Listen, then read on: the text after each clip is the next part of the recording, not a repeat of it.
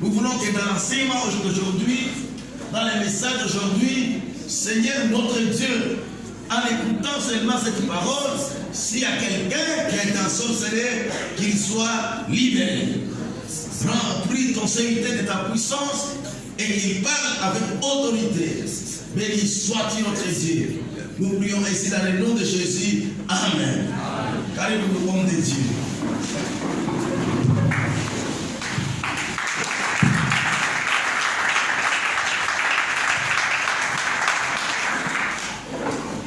Que Dieu vous bénisse pour les acclamations. Je m'aimerais bénir encore le Seigneur qui permet qu'en ce jour nous nous retrouvions pour que nous puissions poursuivre et clôturer les enseignements que nous avons commencés. Je bénis les pasteurs. Il y a des gens, quand vous le voyez, vous ne pouvez pas savoir d'où ils viennent. Votre pasteur est parmi les gens que nous avons rencontrés dans notre parcours et qui nous ont beaucoup aidés. Et vous voyez le travail que nous faisons aujourd'hui, c'est le fruit du travail que plusieurs personnes ont fait dans notre vie, y compris lui. Nous, dans notre groupe de 3, nous les respectons beaucoup à cause de sa foi, son engagement au Seigneur et même son sacrifice pour pouvoir aider les autres à pouvoir aller de l'avant. Que Dieu les bénisse, que Dieu bénisse mon pasteur, toute l'église, les chorales qui chantent bien, qui louent le Seigneur. Ma prière est que vous puissiez persévérer parce que notre combat ne se limite pas sur la terre, nous voulons entrer dans l'éternité. C'est là que nous vivons pour toujours en présence de celui que nous chantons, que nous prêchons aujourd'hui. Que Dieu vous bénisse. Amen. J'ai dit aux jeunes gens, comme le pasteur l'a dit, nous avons commencé à servir le Seigneur encore trop jeunes. Je crois que j'ai été établi pasteur à 24 ans. Et quand on commençait à servir le Seigneur, nous étions dans une communauté de vieux papas. Ils ne nous prenaient pas au sérieux. Mais notre manière de nous conduire, notre discipline, notre attachement à Dieu a fait que nous, ceux-là qui ne nous prennent pas au sérieux, nous sommes pris au sérieux. Quelqu'un te prendra au sérieux selon qu'il te verra attaché au Seigneur, que ta conduite est exemplaire, même si hier il ne te prenait pas au sérieux, aujourd'hui il te prendra au sérieux. Amen. Que Dieu vous bénisse abondamment. Jeunes gens, persévérez, que personne ne vous méprise. Ce que vous serez demain, personne ne les connaît encore.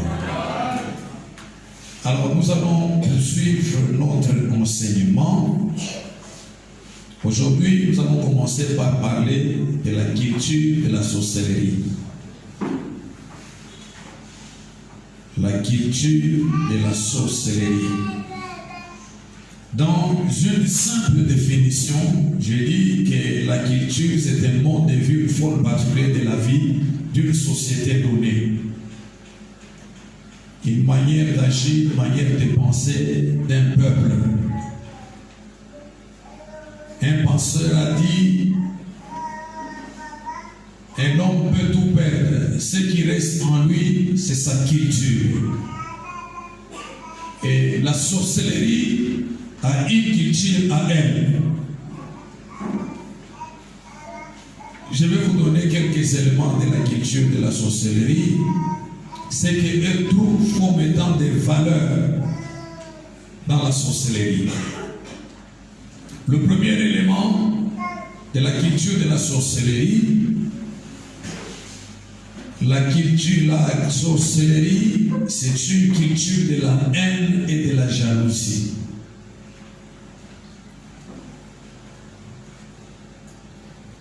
La culture de la sorcellerie, c'est une culture de la haine et de la jalousie. La jalousie, c'est porter envie à quelqu'un ou à quelque chose. C'est ça la jalousie. C'est ce qui amène à dire, pourquoi seulement lui et pas moi? Un jaloux ne veut pas voir quelqu'un d'autre aller de l'avant.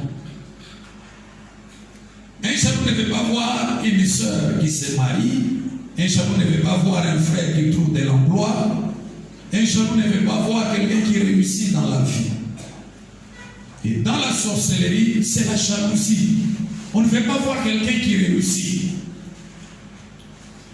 Et quand quelqu'un commence à réussir dans la vie, les sorciers se disent mais pourquoi il réussit?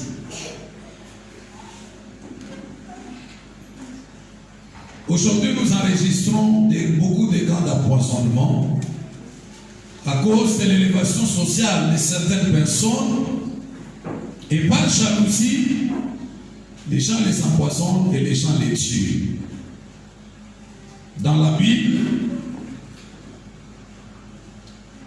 Saoul était jaloux de David parce qu'après sa victoire, les femmes ont chanté. David avait tué beaucoup de personnes, Saoul avait tué peu de personnes. Et la jalousie s'était installée dans son cœur. Ce qu'il voulait faire ce quoi? Il voulait mettre fin à la vie de David. Vous allez trouver cette histoire dans 1 Samuel, chapitre 18, du verset 6 au verset 9. Donc la culture de la sorcellerie, c'est la culture de la haine et la culture de la jalousie. Les sorciers ont une haine inexplicable. Je vous ai même dit que les sorciers n'ont pas la culture du pardon. Mais quand il te hait de tout son cœur et de toute son âme. Et c'est de sa haine qu'il sera amené à chercher du mal pour toi.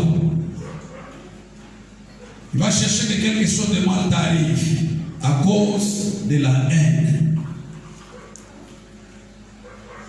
Quand on te dit que tel est sorcier qu'il mène, il te ment. Dans la sorcellerie, je vous ai dit, quand quelqu'un a été infecté par l'esprit de sorcellerie, on va transformer son cœur. On va lui enlever l'amour, on va lui mettre la haine. Il va commencer à haïr les hommes.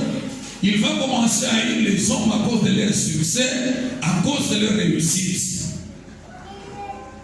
Un sorcier, même si il te sourit, son sourire ne signifie pas qu'il t'aime.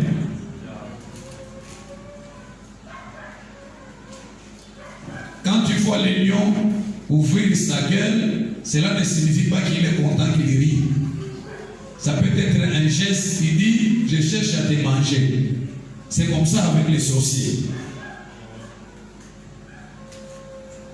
Le deuxième élément, la sorcellerie,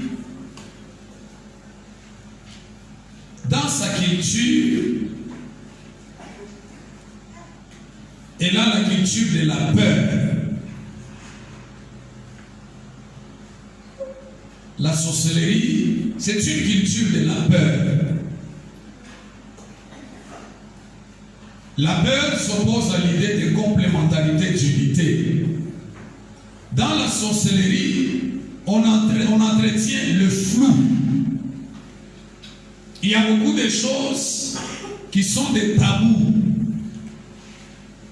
On ne veut pas élucider des idées, mais on les rend floues pour créer la peur.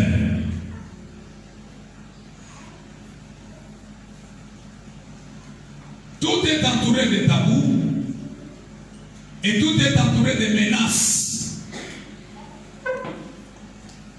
Voyez par exemple, mes bien-aimés,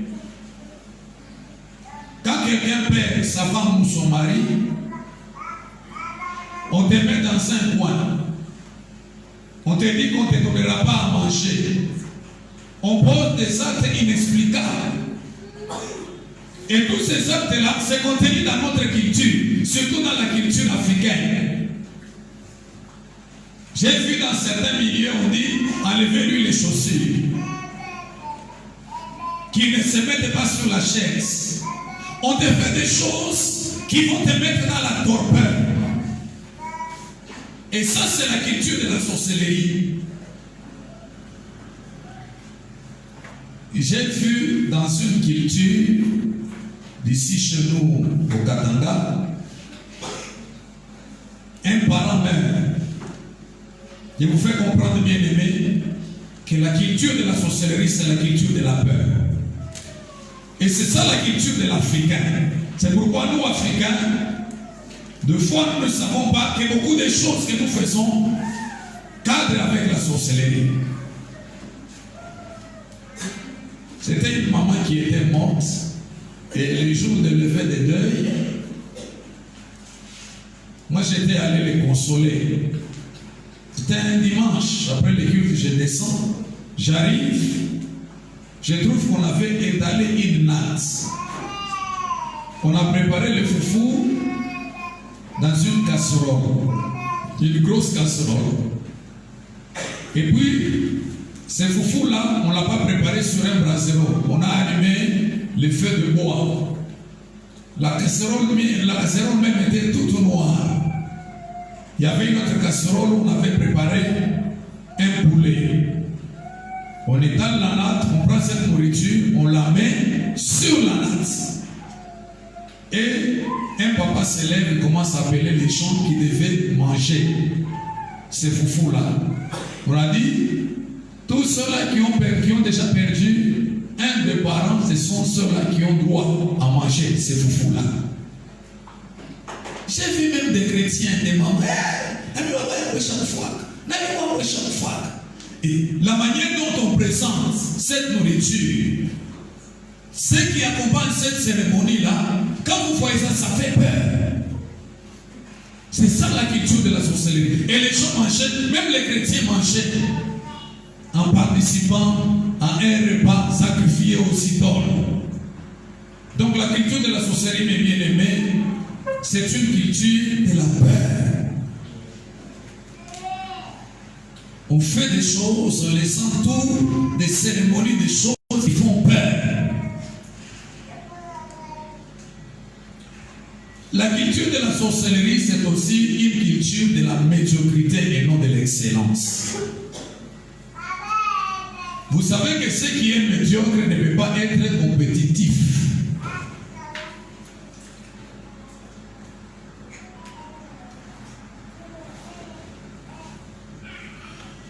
Un Japonais a révélé quelque chose qu'il a trouvé aux États-Unis. Il a dit,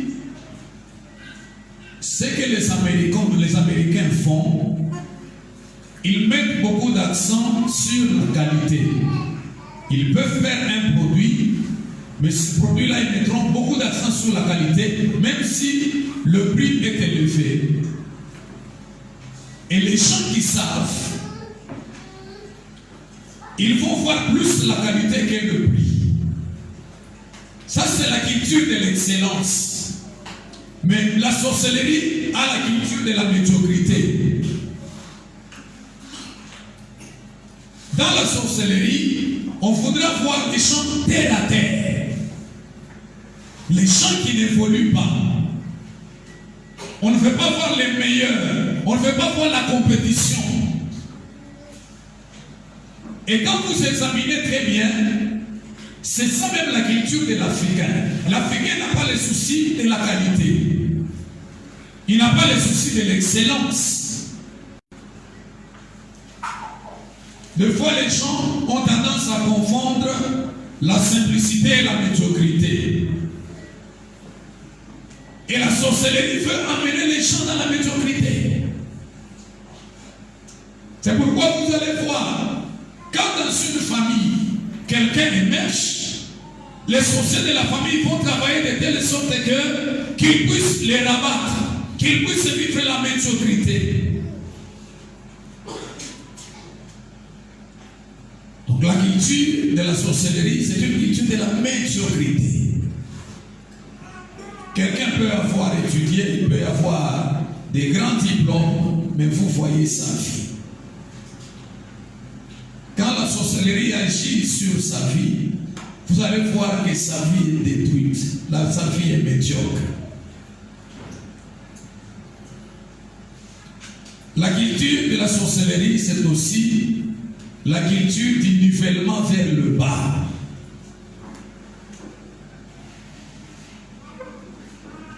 La sorcellerie a tendance à tirer les gens vers le bas et non les laisser monter.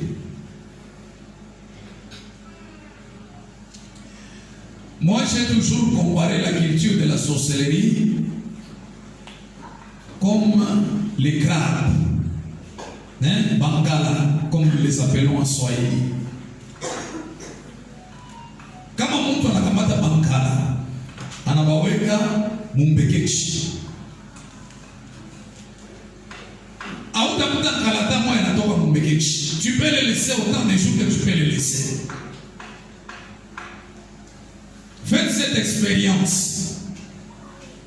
Tu ne vas trouver aucun scrap quitter les sous. Pourquoi? Parce que ula napenda sema anse kupanda mwingine atamkokota na kurudisha mbeleshi. C'est comme ça que bankala wanakalaka beko na aji. Hata unaibacha mashiku na mashiku au takutanisha hata moya anesha kupanda. Et ça, c'est ça la culture de la sorcellerie. La sorcellerie n'aimera jamais voir quelqu'un émerger.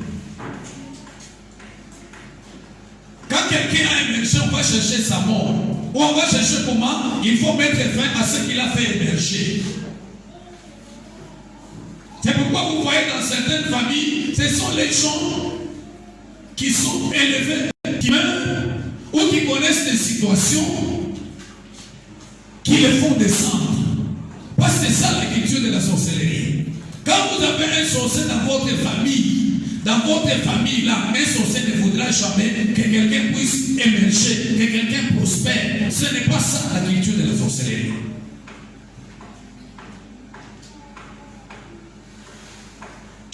La sorcellerie, Mungu ni culture ya kusema na wewe unapanda ni paka ushuke. Ilianzaka wakati tulikuwa watoto tunashikia mimbo moja ndio unaimba sema tuikale paka na wewe. Ni kusema hakuna kule utenda na wewe pale hivyo na wewe pale utakuya. Bien aimé, il ne faut jamais penser que quand vous êtes un sorcier, atakushikilia mnuma sema atakuacha. Non, dans la sorcellerie ce n'est pas ça. La culture de la sorcellerie, c'est le nivellement vers le bas. Tu peux lui donner à manger, tu peux lui acheter des vêtements, tu peux lui payer le loyer, tu peux payer ses voyages, tu peux payer les études de ses enfants, tu peux tout faire. Mais un sorcier ne voudra jamais que tu montes. Bien aimé, la sorcellerie est à combattre. C'est un fléau qu'il faut combattre. Quand vous avez un sorcier dans votre milieu, vous êtes tous en danger. Votre montée posera toujours problème. Parce que la culture de la sorcellerie, c'est une culture de nivellement vers le bas.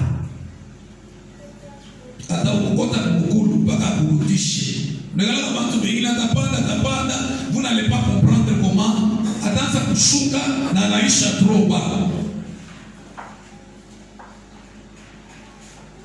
C'est pourquoi, dans la culture de la sorcellerie, quelqu'un qui est élevé, il ne va pas vouloir attirer quelqu'un d'autre à être élevé.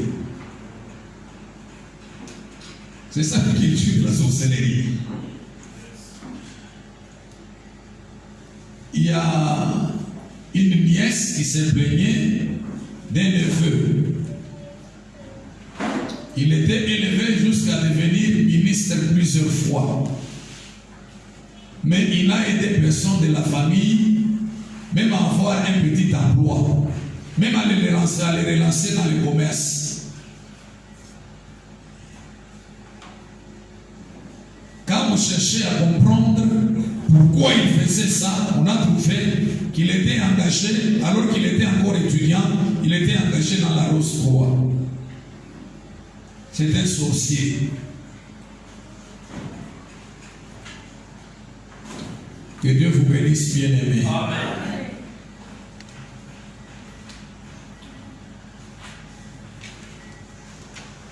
La culture de la sorcellerie, c'est une culture de pauvreté.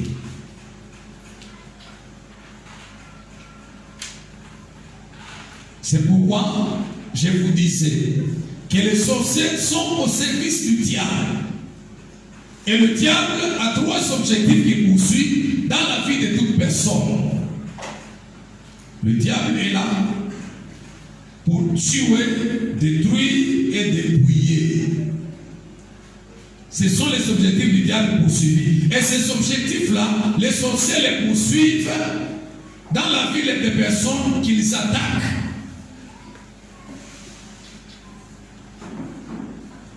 C'est pourquoi vous pouvez voir quelqu'un avoir l'argent.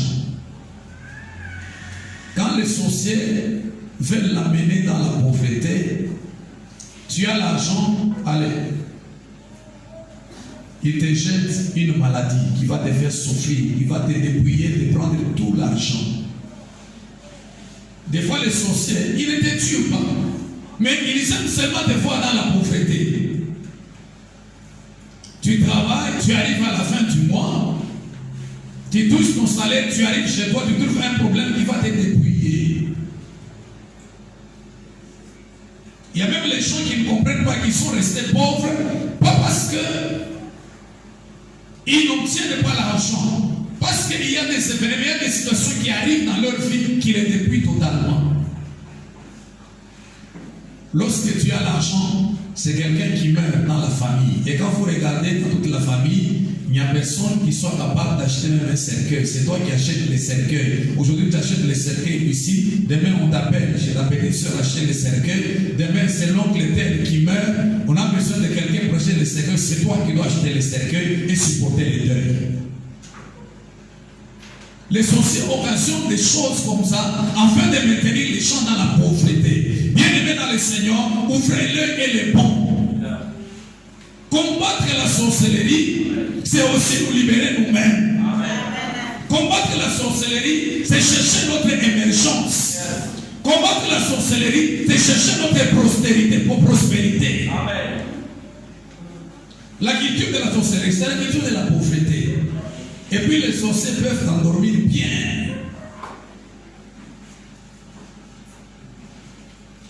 On peut te faire voir que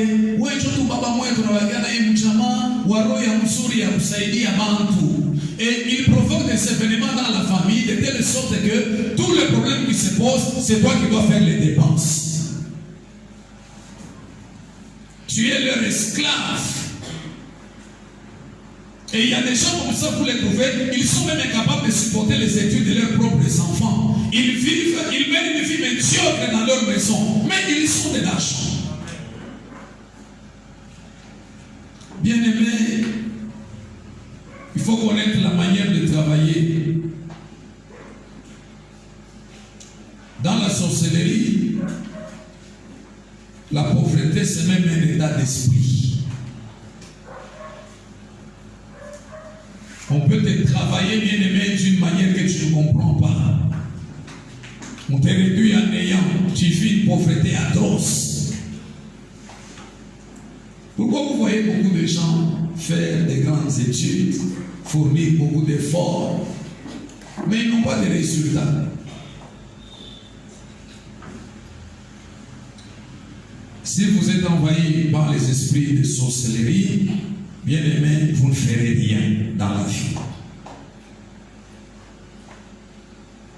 Je comprends pourquoi Jésus-Christ a dit que le Fils de l'homme a apparu pour détruire les œuvres du diable. Amen. Si Jésus ne s'élève pas pour détruire les œuvres du diable, parmi lesquelles la sorcellerie, bien aimé, nous allons rester des pauvres, des malheureux.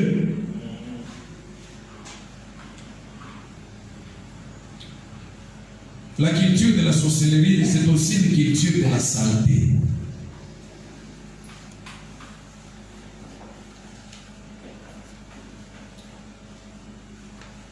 Quelqu'un a dit ce qui s'est passé dans leur maison, ne comprenant pas c'était quoi.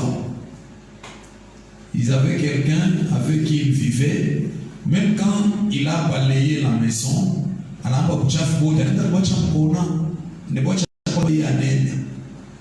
tu peux venir qu'il voit partout ici, c'est propre.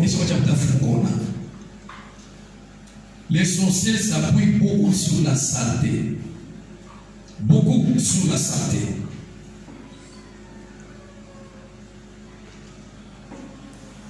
Et quand vous voyez notre culture, nous, Africains, c'est notre culture, ce n'est pas seulement au Congo. Visitez d'autres pays de l'Afrique, vous allez voir que c'est la même chose.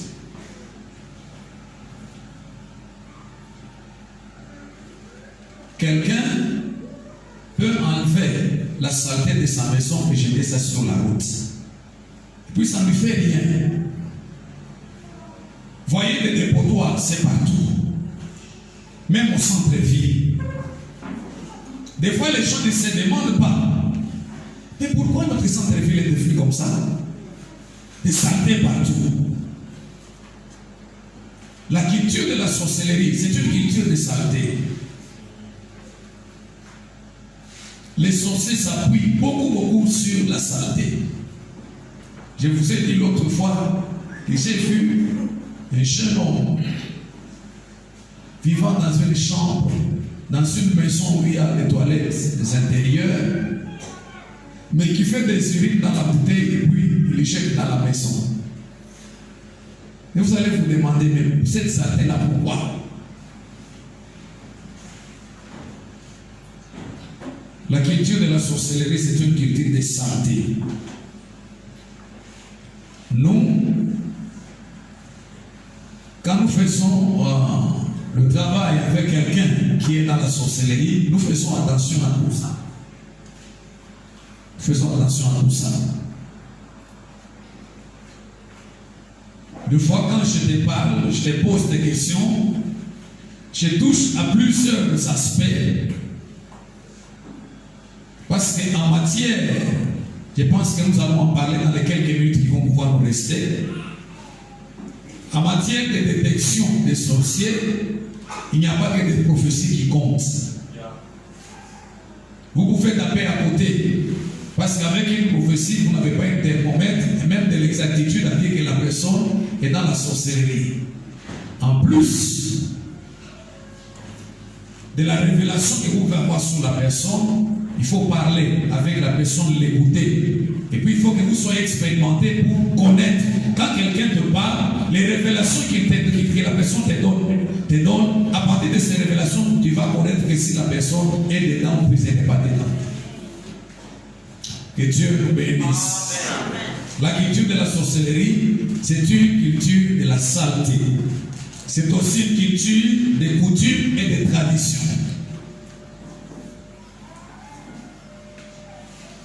Vous savez, dans la culture et dans nos traditions, il y a certaines choses qu'on n'explique pas.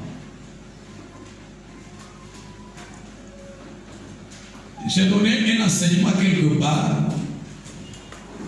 J'ai fait allusion à ce que j'avais entendu. Je pense qu'au village, mon grand-père était en train d'amuser un peu. Alors il disait, vous voyez, les femmes ici, dans les temps anciens, on leur interdisait de manger les perdrix. Vous connaissez les perdrix? Pas le pétard c'est une kanga. Mais perdrix, soyez dans quoi aller. Perdrix en galaka, na kumoya comme na kuria, na chez le roulant pour qui est tout riche. Nous avons même mangé des perdrix au village. Mais vous en ville, vous êtes habitués à manger les surgelés, les choses qu'on vous envoie qui font même 3 ans dans des chambres froides. Alors, les grands-pères disaient, on disait aux femmes, quand on est allé faire la chasse, on amène des perdrix, on amène aussi, c'est pas comment on appelle ça, les grosses souris là qu'on attrape en bambou, on appelle ça comment?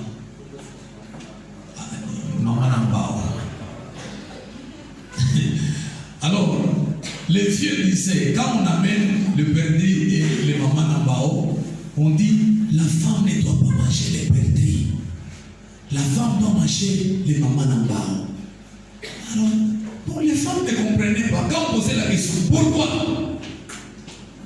C'est ça la culture de l'Africain. Demande à l'Africain, pourquoi la femme ne doit pas manger? Non, c'est comme ça, la femme ne doit pas manger. Pas d'explication.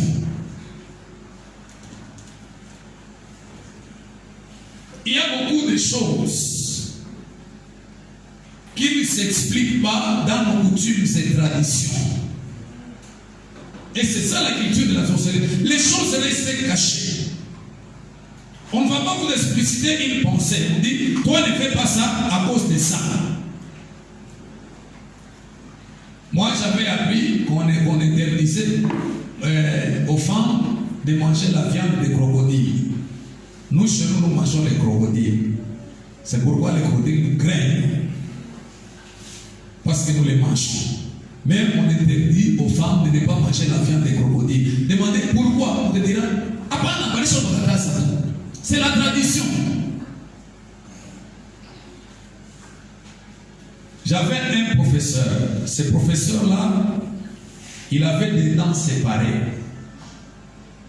Il était un Moulouba du Kassai. Tout un professeur d'université, il nous disait, nous sommes déjà à la fin du mois, bientôt la lune va apparaître. Quand la lune apparaît,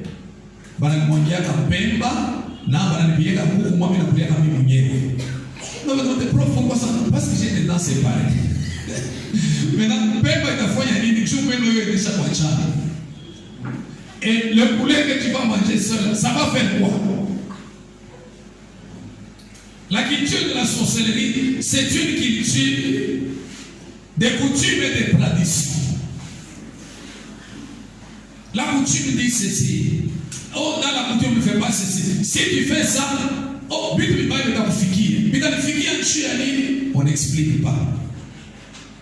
C'est ça la culture de la sorcellerie. C'est une culture des traditions. Et la culture de sorcellerie, c'est une culture du fétichisme.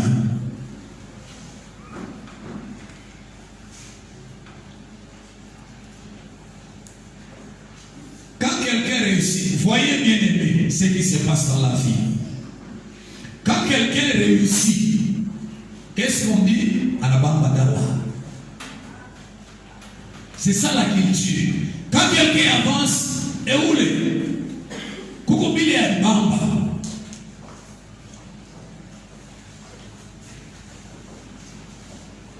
La culture de la sorcellerie, c'est une culture du fétichisme. Comment on a mystifié Madawa quand il parle de fétiche? Ou on a dit que fétiche qu'on couvre pour la jina ya Yesu.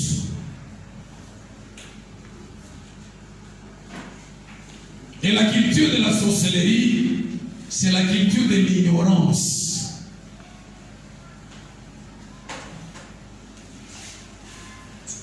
On veut plonger les gens dans l'ignorance. C'est ça la culture de la sorcellerie. La culture de la sorcellerie, c'est aussi la culture de la mort.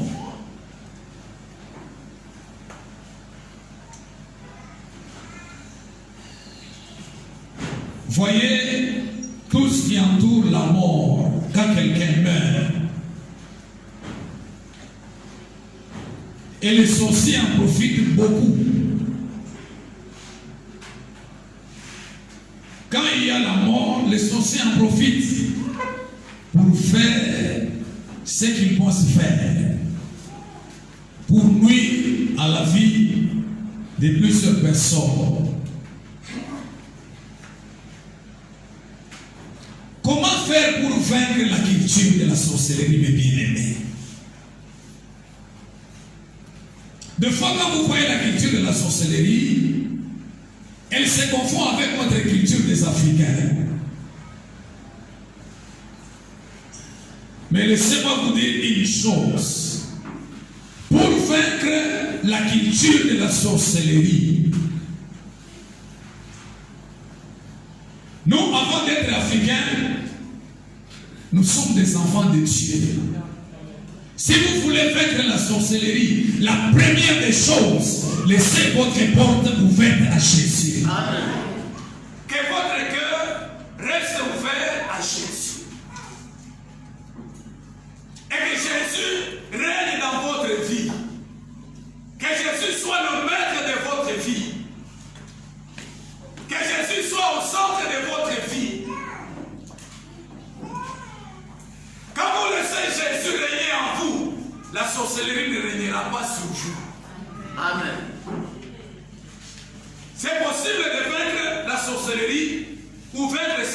nourriture. Pour la vaincre, laissez Dieu agir. Donnez l'entièreté de votre vie à Jésus-Christ. Il n'y a pas une personne, deux personnes qui ont vaincu Satan que Jésus-Christ à la croix. Et lorsque nous laissons Jésus-Christ agir dans notre vie, prendre la place principale dans notre vie, bien aimé, vous allez voir que les sorciers ne pourront rien contre lui. Amen. J'aimerais, avant de prier, qu'on puisse parler un peu du comment quelqu'un peut expérimenter la délivrance en matière ici de sorcellerie. C'est très important. Ce sont quelques informations que je vais vous donner.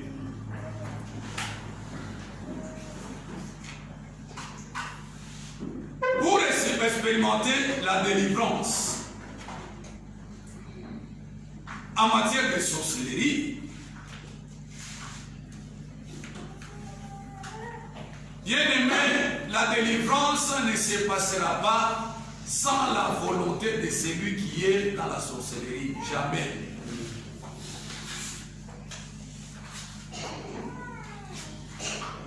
Vous voyez certaines pratiques aujourd'hui.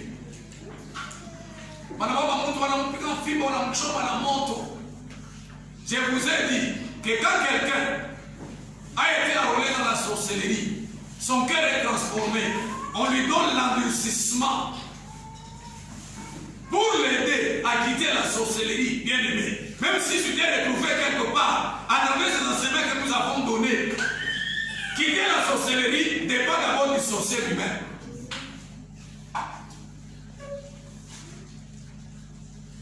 Si le sorcier ne t'ouvre pas le cœur, tu ne pourras jamais l'aider à quitter la sorcellerie. C'est pourquoi, pour aider les sorciers à quitter la sorcellerie, il y a des étapes que nous respectons. La première étape pour aider un sorcier à quitter la sorcellerie, nous amenons la personne à faire un aveu. La personne doit faire un aveu.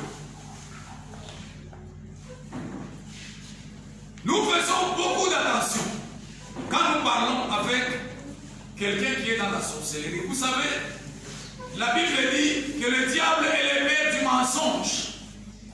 Et quand il ment, c'est de tout son cœur qu'il ment. Les sorciers ne sont pas épargnés par cette réalité du mensonge.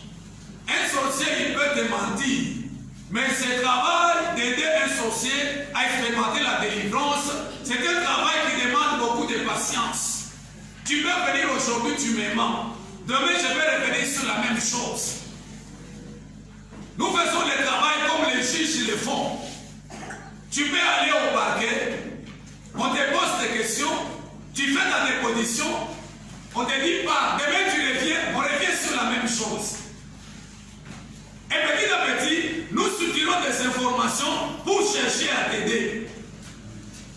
Tout ce que nous faisons avec beaucoup de tact, c'est pour amener les sorciers à faire un aveu. Il doit avouer sur comment il a été contaminé. A-t-il pris une nourriture ensorcelée, une boisson ensorcelée? Qu'est-ce qui est arrivé dans sa vie?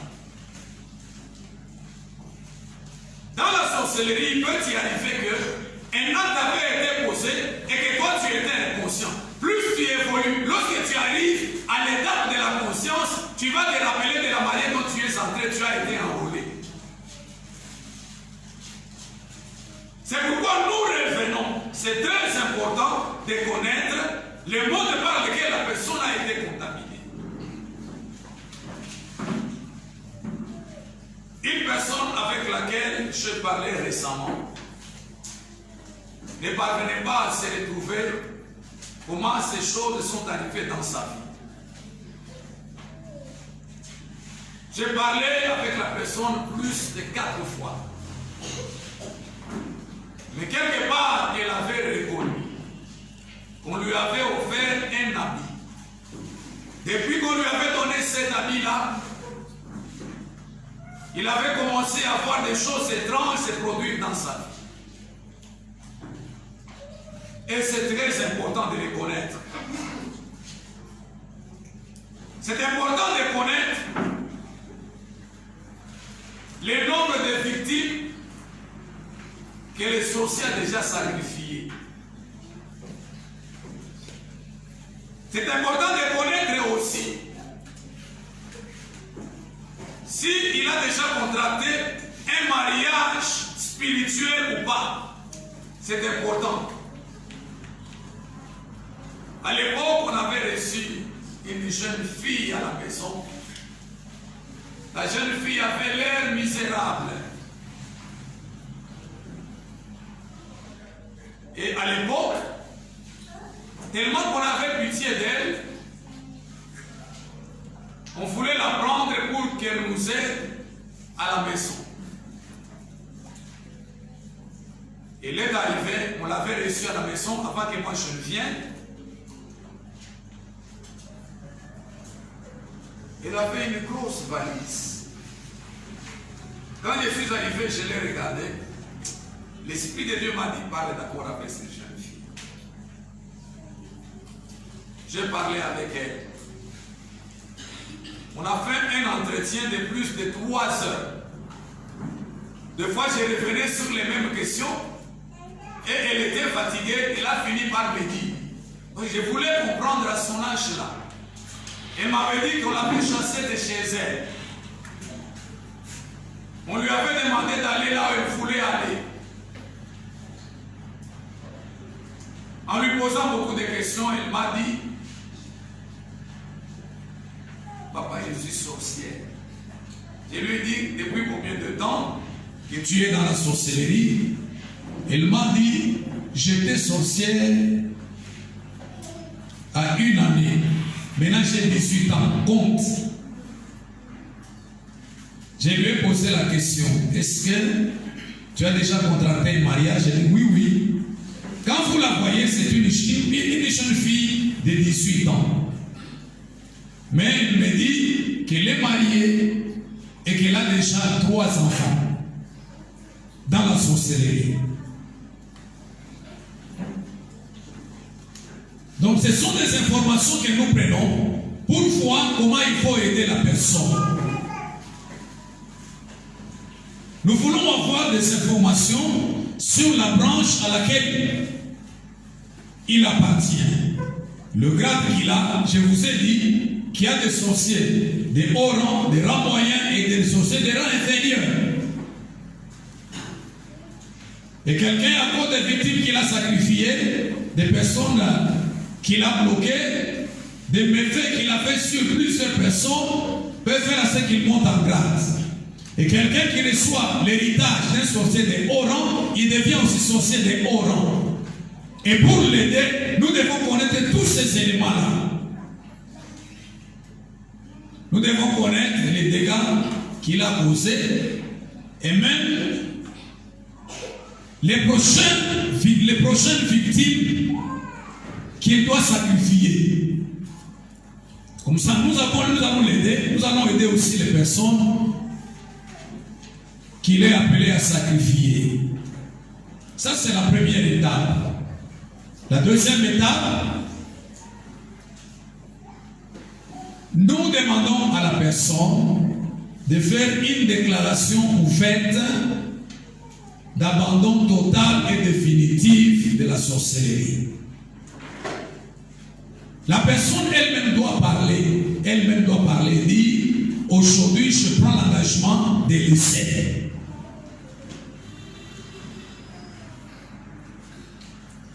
La déclaration de la personne est très importante. Il ne faut pas laisser une personne sans lui faire dire qu'il prend l'engagement lui-même de laisser. Aucune libération ne se fera sans la volonté de la personne. Si la personne n'a pas la volonté d'abandonner, elle n'abandonnera pas. Un ami pasteur pasteur engagé aussi dans la délivrance travaillait avec quelques personnes. Une personne lui a dit, pendant qu'il lui disait, est-ce que tu prends l'engagement de laisser, la personne lui a dit, donne-moi un peu de temps. Aujourd'hui, je ne suis pas prêt. Je voudrais d'abord un peu travailler avant de laisser.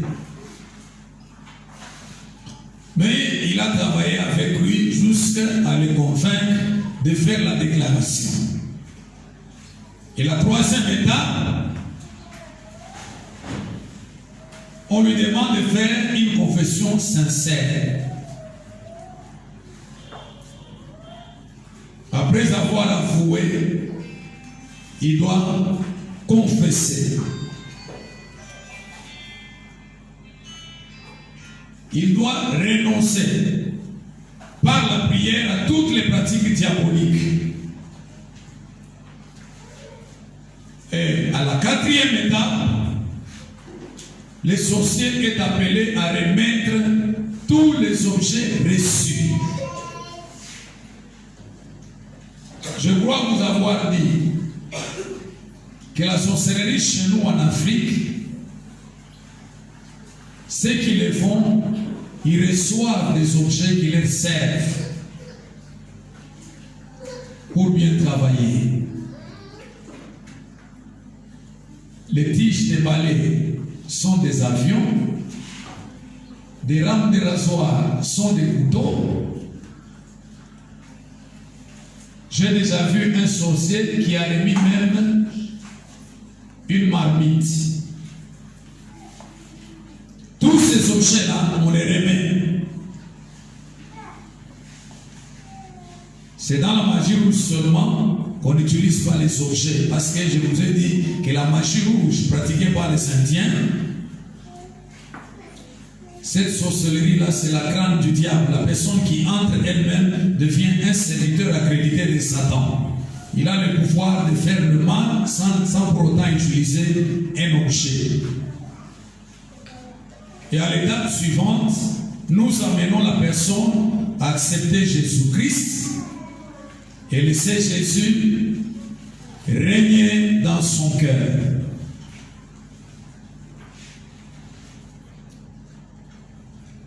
Et après cette étape-là, nous allons demander à la personne de renoncer par la prière à toutes les relations qu'il a entretenues avec les démons et même d'autres sorciers. Parce que les sorciers qui appartiennent à des écuries différentes, ils entretiennent une relation et ces relations-là, il faut y renoncer. Ce n'est qu'après cette étape-là qu'un homme de Dieu peut prier afin de pouvoir briser totalement le pouvoir de la sorcellerie dans sa vie. Bien-aimé, comme je vous l'ai dit, la sorcellerie, c'est l'art de nuire à autrui et à son environnement immédiat. La sorcellerie détruit. Il y a des gens aujourd'hui qui sont victimes de la sorcellerie. Nous poursuivons un double objectif. Aider ceux qui sont dans la sorcellerie à quitter la sorcellerie. Aider aussi la personne qui ont vécu des effets néfastes de la sorcellerie dans leur vie, afin qu'ils puissent expérimenter le plan merveilleux de Dieu dans leur vie. Le projet que Dieu a pour nous, c'est un projet de bonheur et de paix, et non un projet de malheur. Mais le diable et les sorciers, ils cherchent à nous faire vivre le contraire. Laissez-moi vous dire, bien-aimés dans le Seigneur, quel que soit ce que Satan et son organisation, y compris les sorciers, ont fait dans leur vie, le Fils de l'homme a apparu afin de détruire les œuvres du diable. Tout ce que le diable a fait dans vos vies, à travers les œuvres de la sorcellerie, Dieu peut vous libérer. Il est venu libérer même ceux-là qui étaient retenus par la crainte de la mort. Ils s'étaient retenus. Ils pensaient que pour eux c'était terminé. Mais ce n'était pas fini. Le Fils de l'homme est venu pour pouvoir les libérer. Avec Jésus, vous pouvez encore refaire votre vie. Ce que les sorciers ont fait dans votre vie, ça ne demeurera pas toujours. Tant que Jésus est là, tant que Jésus agira dans votre vie, quelque chose pourra changer. Vous savez ce que Jésus fait, ça dépasse notre entendement, bien-aimé. La destruction peut atteindre n'importe quel niveau, mais lorsque Jésus vient, lui le réparateur de brèches, il vient tout réparer. Vous vous demandez, quelqu'un comme Lazare, qui avait déjà fait 4 jours, chez les Juifs, 4 jours après on dit que la personne est réellement morte, et les gens qui avaient accompagné Jésus à la tombe de Lazare disaient, ils commençaient déjà à sentir. Vous pouvez commencer à sentir, mais Jésus, quand il vient, il va enlever toute la pourriture et refaire votre vie. Jésus a la capacité de restaurer la vie d'une personne, quel que soit ce que le diable avait dans la vie de la personne. Bien-aimés, ne craignez pas. Le lion de la tribu de Juda a vaincu. Nous sommes vainqueurs avec le lion de la tribu de Juda. Il n'y avait personne qui pouvait accepter de descendre et venir. Mais lui, il a accepté. La matière première de Dieu, c'est toi et c'est moi. Dieu ne voudra pas te voir continuer à souffrir continuellement. Il est venu pour te libérer de la souffrance et te faire expérimenter son plan merveilleux. Tout peut changer dans ta vie. Lazare, qui sentait déjà, quand Jésus-Christ est venu, il a dit, Lazare, sors. Ce matin, moi j'ai dit, au nom de Jésus, sors de la situation dans laquelle les sorciers t'ont plongé. Sors de la situation dans laquelle le monde des ténèbres t'a plongé. Sors de toutes ces situations-là. Au nom de Jésus-Christ, les choses doivent changer dans ta vie. Bien-aimés, n'ayez pas peur. J'ai toujours dit, les œuvres du diable ont des limites. Celui qui n'a pas de limites, c'est notre Dieu. Il va même dans les profondeurs afin de pouvoir tirer les gens qui étaient cachés en dessous des eaux, à l'intérieur des montagnes, dans les rochers. Les gens qui étaient cachés, leur vie était détruite. Il va pour les libérer. David sera libéré. L'homme de Galilée est là. Il a le pouvoir et la capacité de te libérer quel que soit le temps que tu as été retenu par le diable. Je crois, mes bien-aimés, dans la puissance et dans la capacité de libération de Jésus-Christ. Il a dit, l'Esprit du Seigneur est sur moi, il m'a ouvert